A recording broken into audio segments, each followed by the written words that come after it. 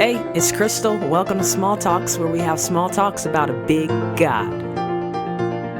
Do you remember chicken pox as a kid? I'll never forget the smell of calamine lotion, the cream that was used to manage the itching. It smelled like mothballs in my grandmother's attic. I remember not being able to go to school because I was highly contagious. I hated having to be isolated from my friends, not being able to go anywhere. It definitely was not fun at all. In the Bible days, similar precautions were taken when someone had a disease called leprosy. This disease was contagious and incurable. There is a story in the Bible about 10 guys who had leprosy. It was common practice for lepers to be isolated so that they wouldn't pass on their disease to the rest of the community.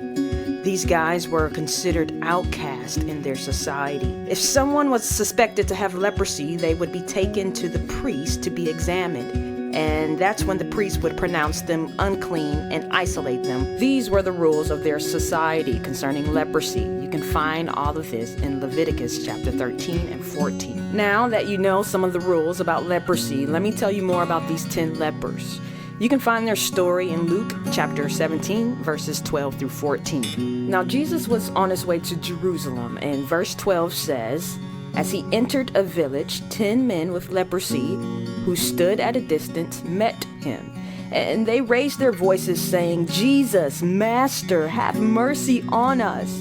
When he saw them, he said to them, 'Go and show yourselves to the priest.' And as they were going, they were cleansed." The first verse we read said the 10 lepers stood at a distance and raised their voices to Jesus.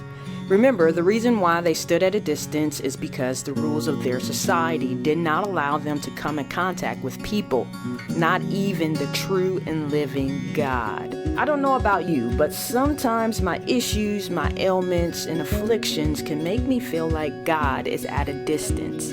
And it seems like God is not near. Notice it was their personal choice to stand at a distance. Jesus did not require that of them. What you see happening here is those lepers, they began to project their societal rules and restraints on God.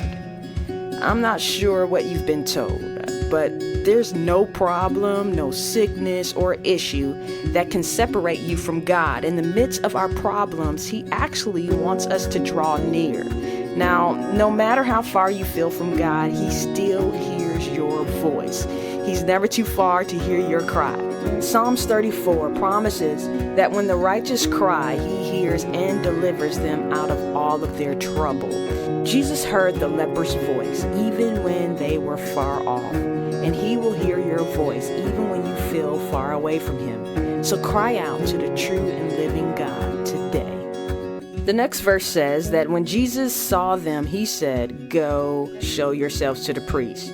Now, what I did not mention earlier when I discussed the laws of leprosy was that if a leper believed he was healed or cured from the disease, he would then go back to the priest for another examination. There, if all checked out okay, the priest would pronounce him clean and he would be publicly restored back into the community. Keeping that law in mind, do you see the issue with Jesus telling them to go to the priest? They were not healed yet. It did not make sense, and the lepers could have responded differently.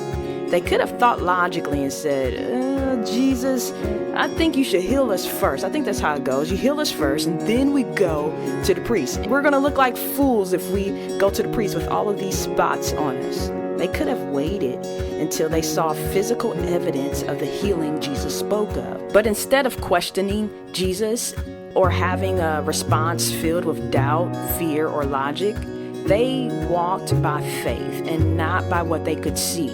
They obeyed the words of their master, and the scripture says, as they were going, they were healed. It was in their going, or when they started moving in faith, when they received the deliverance they've been searching for. It was almost as if their faith and obedience activated their healing. Oh, what a different story it would have been if those 10 lepers wouldn't have put their faith in motion. I just want you to know today, your healing, your breakthrough may be wrapped up in your obedience. See, sometimes God will ask you to do something, and it really doesn't make sense. Like maybe he's asking you to give out of your lack. Your financial breakthrough may be on the other side of your obedience. Maybe he's asking you to forgive someone who has yet to admit they're wrong. Your relational healing may be on the other side. As you go about your day to day, I want you to remember that there's no problem or issue that can separate you from God. He wants us to draw near and cry out to Him. What is one thing or one barrier to you drawing close to God today? And we have to ask ourselves this question: is our faith moving? Understand that faith is dead if it's not moving. Faith is dead if there's no works to show for it. What is one step of faith you can take today?